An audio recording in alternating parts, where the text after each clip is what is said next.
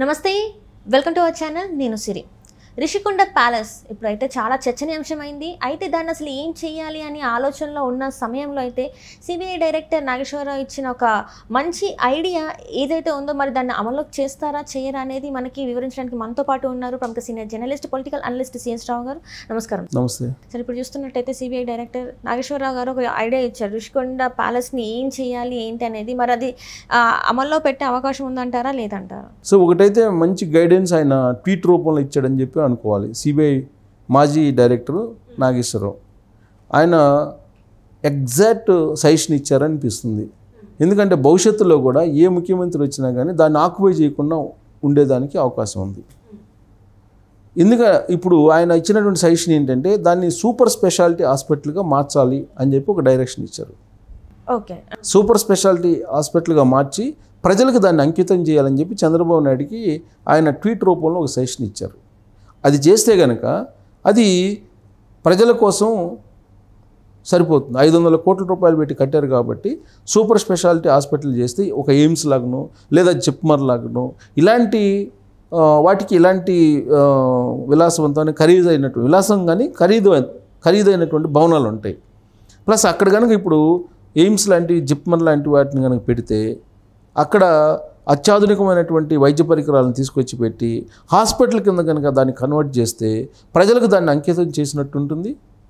Plus ప్రజలకి ప్రజాసేవ కోసం దాన్ని వినియోగించినట్టు అవుతుంది. అలా కాకుండా ఇప్పుడు ఇంకొక వర్షన్ ఏమి వినిపిస్తుందంటే టాటా వాళ్ళకి ఇస్తారు, తాజ్ హోటల్స్ లాగా దాన్ని హోటల్ కింద మార్చేసి టాటా వాళ్ళకి ఇస్తే రెవెన్యూ వస్తుంది ఆంధ్రప్రదేశ్ ప్రభుత్వానికి, కాబట్టి టాటా వాళ్ళకి ఇచ్చేదానికి నెగోషియేషన్స్ నడుస్తున్నాయి అని చెప్పి ఇప్పుడు తాజాగా వస్తున్నటువంటి న్యూస్. ఇప్పుడు సపోజ్ అది చేశారు అనుకుందాం, టాటా వాళ్ళకి ఇచ్చారు అనుకుందాం, ఒక ఒప్పందం కుదుర్చుకున్నారు అనుకుందాం. ప్రస్తుతం చంద్రబాబు నాయుడు ముఖ్యమంత్రిగా ఉన్నారు 5 ఏళ్ల పాటే. 5 ఏళ్ళ తర్వాత మళ్ళీ ఎలక్షన్స్ వస్తాయి. ఎలక్షన్ వచ్చిన తర్వాత మళ్ళీ గెలిస్తే వెల్ అండ్ గుడ్. మళ్ళీ గెలవలేదు అనుకో, అప్పుడు అదేమవుతుంది? ఆ ఒప్పందాన్ని రద్దు చేసుకుని టాటా వాళ్ళ నుంచి తీసుకొని మళ్ళీ సొంత అవసరాలకు ఉపయోగించుకునేటువంటి అవకాశం ఉంది. ప్లస్ జగన్మోహన్ రెడ్డి లాంటి విలాసవంతమైనటువంటి సీఎం వచ్చాడు అనుకోండి, అప్పుడు దాన్ని మళ్ళీ తీసుకుంటారు కదా.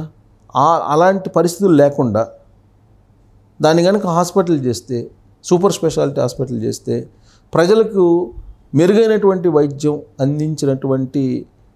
అందించేలాగా ఉపయోగపడుతుంది. అది చిరస్థాయిగా గుర్తుండిపోతుంది. చంద్రబాబు నాయుడు పేరు చిరస్థాయిగా ఉండిపోతుంది అది కనుక సూపర్ స్పెషాలిటీ హాస్పిటల్ చేస్తే. అలా కాకుండా దాన్ని కమర్షియల్ ఆస్పెక్ట్లో ఆలోచించి టాటా వాళ్ళకో లేకపోతే ఇంకొకరికి రెంట్కి ఇచ్చి దాన్ని ఒప్పందం కుదుర్చుకుంటే ఆ ఒప్పందం కుదిరిన వెంటనే ఇమీడియట్గా జగన్మోహన్ రెడ్డి మీడియాలో వస్తుంది, ఒప్పందం కుదుర్చుకున్నారు, దాంట్లో కిక్ బ్యాక్స్ తీసుకున్నారు, ఆ ఒప్పందానికి ఓపెన్ టెండర్ వేయాలి, ఓపెన్ టెండర్ వేయకుండానే ఇచ్చేశారు, ఇలాంటివన్నీ చాలా స్పెక్యులేషన్స్ వచ్చేస్తాయి. అలా కాకుండా దాన్ని కనుక ప్రజా అవసరాల కోసం ఒక సూపర్ స్పెషాలిటీ హాస్పిటల్కి దాన్ని కనుక కేటాయిస్తే అప్పుడు న్యాయం జరుగుతుంది అనేది సిబిఐ మాజీ డైరెక్టర్ నాగేశ్వరరావు ఇచ్చినటువంటి మంచి సజెషన్. అది ఇప్పుడు ఏ రాష్ట్రానికైనా ఎయిమ్స్ లైక్ జిప్మర్ లాంటి హాస్పిటల్స్ వచ్చినాయి అంటే అది కూడా ఒక గ్రేట్నెస్ ఆ రాష్ట్రానికి. అత్యాధునికమైనటువంటి వైద్య సౌకర్యాలు వస్తాయి, ప్రజలు చికిత్స చేసుకునే దానికి అవకాశం ఉంటుంది.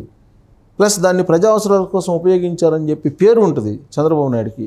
అలా కాకుండా కమర్షియల్ ఆస్పెక్ట్లో వెళ్తే కనుక జగన్మోహన్ రెడ్డికి ఇప్పుడు ఏ విధంగా అయితే పేరు వచ్చిందో చంద్రబాబు నాయుడికి కూడా మరొక రూపంలో అలాంటి పేరే వస్తుంది, రాకుండా ఉండదు ఎట్టి పరిస్థితుల్లో. ఒప్పందం కుదుర్చుకోమని చెప్పండి, ఒప్పందం కుదుర్చుకున్న వెంటనే వస్తుంది ఇలాంటి ఆరోపణలు. ఇప్పుడు టాటాకి ఇవ్వాలనుకుంటున్నారు, ఓకే, రెవెన్యూ వస్తుంది, నెల నెల రెంట్లు వస్తాయి, అది దాన్ని హోటల్ కింద మార్చేస్తారు, అది టాటా వాళ్ళకి అప్పచెప్తారు, ఓ 30 సంవత్సరాలకు 40 సంవత్సరాలకు 50 సంవత్సరాలకు ఇస్తారనుకున్నాం. దాన్ని ఏ ప్రభుత్వం అయినా మారిన వెంటనే దాన్ని ఆ ఒప్పందాన్ని రద్దు చేసుకునేటువంటి అవకాశం ఉంది ఖచ్చితంగా. ఆ ఒప్పందంలో రకరకాల నామ్స్ పెడతారు, ఆ నామ్స్కి సంబంధించి అది లేదు ఇది లేదు అని చెప్పి మీడియాలో వస్తుంది. ఇప్పుడు చంద్రబాబు నాయుడు బద్నాం అవుతాడు. ఇదన్నీ అవసరమా? దాన్ని ప్రజా అవసరాల కోసం అంకితం చేస్తున్నానని చెప్తే హుందాతనంగా ఉంటుంది చంద్రబాబు నాయుడుకి కూడా. సూపర్ స్పెషాలిటీ హాస్పిటల్ ఆల్రెడీ మంగళగిరిలో ఉందనుకోండి, ఏ జిప్మర్కో లేదంటే గవర్నమెంట్ తరఫు నుంచి ఒక సూపర్ స్పెషాలిటీ హాస్పిటల్ కింద దాన్ని మలచచ్చు. ఇప్పుడు అక్కడ ఆల్రెడీ వైజాగ్లో కేజీ హాస్పిటల్స్ ఉంది, గవర్నమెంట్ హాస్పిటల్. దానికన్నా మిన్నగా దీనికి సౌకర్యాలు కల్పించి దీన్ని వాడుకోవచ్చు. అది టూరిజం స్పాట్, అది యాక్చువల్గా టూరిజం స్పాట్ కాబట్టి కొంత రోగులు వచ్చినప్పుడు అక్కడికి కొంచెం సేద తీరుతారు. రోగంతో వచ్చిన వాళ్ళు కూడా రోగం తగ్గిపోయే అవకాశం ఉంది. మంచి ప్లేస్ కాబట్టి, టూరిస్ట్ ప్లేస్ కాబట్టి అక్కడ సేద తీరి అక్కడ కనుక ఆహ్లాదకరమైన వాతావరణం ఉంటే రోగులకు సగం జబ్బు తగ్గిపోతుంది అక్కడే. అక్కడ కనుక ఆ ఏర్పాట్లు చేస్తే కనుక మంచిది అనేది సిబిఐ డైరెక్టర్, మాజీ డైరెక్టర్ నాగేశ్వరరావు గారు ఇచ్చినటువంటి సజెషన్. ఆయన ఒక ట్వీట్ చేసేటప్పుడు చాలా ఆలోచిస్తారు. ఆయన చాలా థింక్ చేసి చాలా ఆలోచించిన తర్వాతనే ఆ ట్వీట్ చేశారని చెప్పి మనం అనుకోవాలి. ఎందుకంటే జగన్మోహన్ రెడ్డి గురించి, జగన్మోహన్ రెడ్డి పరిపాలన గురించి చూసిన తర్వాత ఆయన చేసినటువంటి ట్వీట్ ఏంటంటే, అండర్ వరల్డ్ డాన్ ఎవరైతే ఉన్నారో అతనికంటే దావూద్ కంటే ప్రమాదకరమైనటువంటి వ్యక్తి జగన్మోహన్ రెడ్డి అని ట్వీట్ చేశాడు ఎన్నికల ముందు. అంటే అంతా పరిశీలించిన తర్వాత, అధ్యయనం చేసిన తర్వాతనే కదా ఆ ట్వీట్ చేస్తారు. లేకపోతే సిబిఐ డైరెక్టర్ హోదాలో రిటైర్ అయిన అతను ఆ విధమైనటువంటి ట్వీట్ చేస్తారా? చేస్తూ ఆయన ఏమన్నారంటే, దావూద్ ఇబ్రహీం అండర్ వరల్డ్లో డబ్బులు సంపాదిస్తాడు, అది దాచుకొని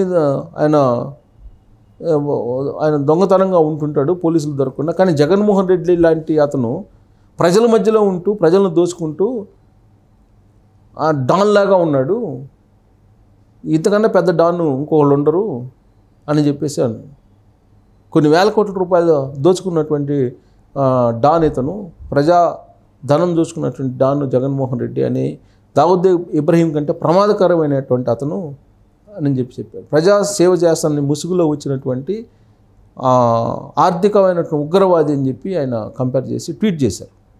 అంటే ఎంత స్టడీ చేసి ఆంధ్రప్రదేశ్ మీద ఆయన ఆ ట్వీట్ చేసి ఉంటాడు. మామూలుగా అయితే వాళ్ళకి అవసరం కూడా ఉండదు. సిబిఐ మాజీ డైరెక్టర్ రిటైర్ అయిపోయాడు, తన పని తాను చేసుకోవచ్చు. కానీ ఆంధ్రప్రదేశ్ పడుతున్నటువంటి ఇబ్బందులు, ఆంధ్రప్రదేశ్లో ఉండే సిచ్యువేషన్లు గమనించిన తర్వాత ఒక బాధ్యతాయుతమైనటువంటి ఐపీఎస్ ఆఫీసర్గా ఆయన చేసినటువంటి ట్వీట్ అప్పట్లో ఎన్నికల ముందు. ఇప్పుడు కూడా రిషికొండకు సంబంధించి జాతీయ స్థాయిలో చర్చ జరుగుతుంది. దాన్ని ఏం చేస్తారు, ఏం చేసే అవకాశం ఉంది చంద్రబాబు నాయుడు, దీని మీద చర్చ జరుగుతుంది. కాన్సన్ట్రేషన్ అంతా కూడా రిషికొండ ప్యాలెస్ మీద ఉంది. అలాంటప్పుడు ఒక స్థితప్రజ్ఞతతోటి చంద్రబాబు నాయుడు ఆలోచించి నిర్ణయం తీసుకోవాలి, కీలకమైనటువంటి నిర్ణయం. రకరకాలుగా చెప్తుంటారు సజెషన్స్. ఇప్పుడు ఐఏఎస్లు ఐపీఎస్ల సలహాలు ఎలా ఉంటాయంటే అన్నీ కమర్షియల్ యాంగిల్లో ఉంటాయి, సామాన్య ప్రజల యాంగిల్లో ఆలోచించరు ఏ కొద్దిమంది తప్పితే. వాళ్ళంతా 4 గోడల మధ్య కూర్చొని ఏసీల్లో కూర్చొని నల్లద్దాల నుంచి చూస్తే అంత పచ్చగానే కనపడిద్ది రాష్ట్రం మొత్తం. బయటకు వస్తే తెలుస్తుంది అసలు బాధలు ఏంటి, ప్రజల బాధలు ఏంటి అనేది. అందుకే పూర్వం రాజులు వేగులను పెట్టుకునేవాళ్ళు. ఎందుకంటే 4 గోడల మధ్య ఉంటే తెలియదు కాబట్టి ఆ మంత్రో సైన్యాధిపతో ఎవడో ఒకటి చెప్పింది ఇంటే కనుక మునిగిపోతామని చెప్పి వేగుల్ని పెట్టుకొని వేగుల్ని బయటికి పంపిస్తే వాళ్ళు తీసుకొచ్చినటువంటి సమాచారాన్ని వాళ్ళు దృష్టి సారించి దాని మీద చర్యలు తీసుకునేవాళ్ళు. ఏం చేయాలి ప్రజలకి, సామాన్యులకని. అలాగే జనరల్గా ఈ ఐఏఎస్లు చెప్పేది ఏంటంటే దాన్ని కమర్షియల్గా ఇచ్చేస్తే మనకు రెవెన్యూ వస్తుంది ఇమీడియట్గా. కాబట్టి ఏ టాటాకో, ఏ బిర్లాకో, లేకపోతే ఏ అదానికో, ఏ అంబానీకో ఇచ్చేస్తే మనకు రెంట్ వస్తుంది అనే యాంగిల్లో చెప్తున్నారు. కానీ అది కనుక ఆ యాంగిల్లో ఇస్తే విమర్శలు ఎదుర్కొంటారు చంద్రబాబు నాయుడు, డెఫినెట్గా ఎదుర్కొనే అవకాశం ఉంది. కాబట్టి దాని ప్రజా అవసరాల కోసం సిబిఐ మాజీ డైరెక్టర్ నాగేశ్వరరావు ట్వీట్ చేసినట్టు దాన్ని సూపర్ స్పెషాలిటీ హాస్పిటల్గా తీర్చిదిద్ది దేశంలోనే అత్యంత మెరుగైనటువంటి వైద్యం అందేలాగా దాన్ని కనుక తీర్చిదిద్దగలిగితే చంద్రబాబు నాయుడు పేరు చిరస్థాయిగా ఉండిపోతుంది డెఫినెట్గా. మరి చంద్రబాబు నాయుడు ఏ నిర్ణయం తీసుకుంటారో అనేది చూడాలి. Right sir, right. Thank you so much sir.